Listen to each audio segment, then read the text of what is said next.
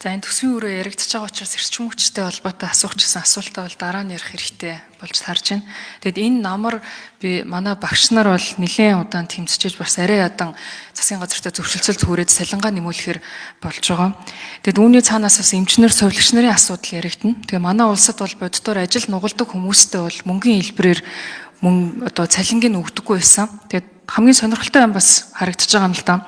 Бид нар яг эмч болон багш нартаа энэ олон жилийн турш бол цалингийн мөнгөний хэлбэрээр өгөхгүйгээр одон медаль хэлбэрээр өгсөн байдаг. Тэгээ 2024 онд жишээ нь бол боловсролын яамд 7378 ширхэг одон медаль тараасан байна. Эрүүл мэндийн яамд 4400 ширхэг одон медаль өгсөн. Тэгэхээр чин бид нар чинь хүнийг хөдөлмөрийг бүтээмжээр нь үнэлээд боддоор нь мөнгөний хэлбэрээр дүнгээр нь хүнийг урамшуулж цалингийг олгодог энэ зах зээлийн нийгэм шилжсэн байтал энэ хоёр үндсэн том салбараа бид нар орхигдуулж явсан засгийн газрын маш буруутай бодлого гэдг нь харагдаж байгаа.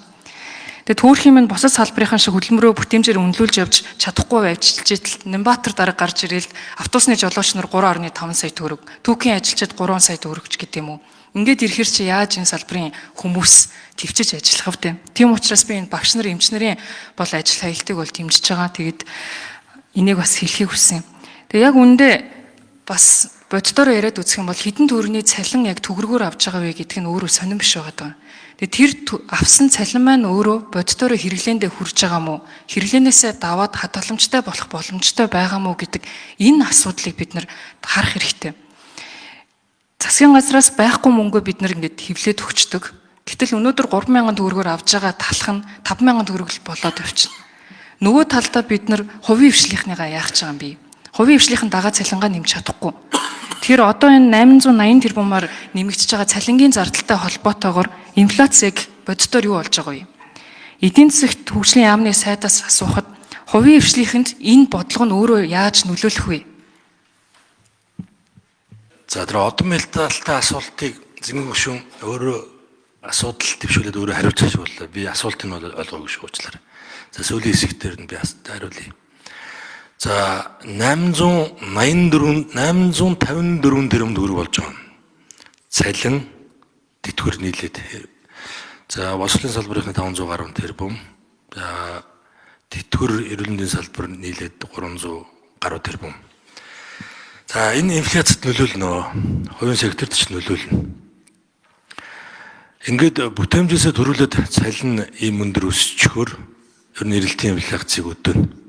Дээрэс нь одоо хувийн хвшлийг чирнэ. Хувийн хвшил дагаад одоо цалингаа өсгөх таарна. А хувийн хвшил энэ өртгөө бүтээгдэхүүндээ шингэнэ. Ингээд дараагийн одоо инфляцийн юм шинэ циклийг эхлүүлэх юм өндөр эрсдэлтэй. 9 сарын 1-нд өргөн барьсан засгийн газрын бодлого одоо энэ боломж төсвийн боломж орлогодод нийцүүлж одоо хумж орсон энэ төсөвт маань одоо цалингийн нэмэгдэл үнэхээр багтаагүй. Энэ боломжоо үнэн бодит байдлаа бол дард түмэндээ хэлсэн.